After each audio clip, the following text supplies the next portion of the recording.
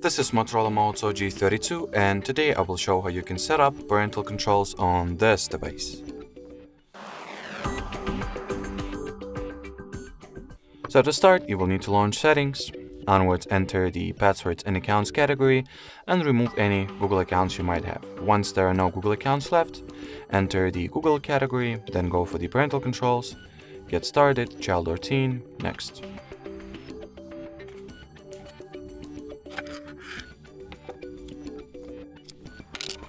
Then you gotta sign into your child's Google account. If you do not have one, just, create a new Google account for your child from this menu. But I do happen to have the account I can use, so I will simply log in. Then select the account from the list over here and log into another Google account, this time parental one. Then you will be forwarded to the About Supervision page, so scroll it all the way down and input the child's Google account password one more time. Then tap at the Agree button, allow the supervision, and wait for the parent and child accounts to get linked.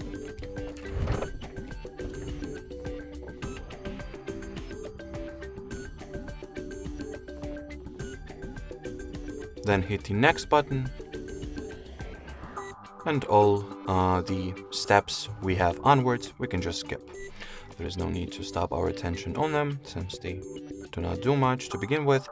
So we have successfully finished the parental control setup on the child, and then you gotta take your parental device, phone or tablet, whatever, and download the Family Link app. Then launch it. In here, make sure to sign in with the parental Google account.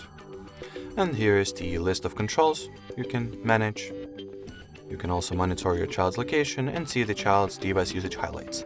So, as far as setting up parental controls on this device goes, that will be it. So, thanks for watching and bye-bye.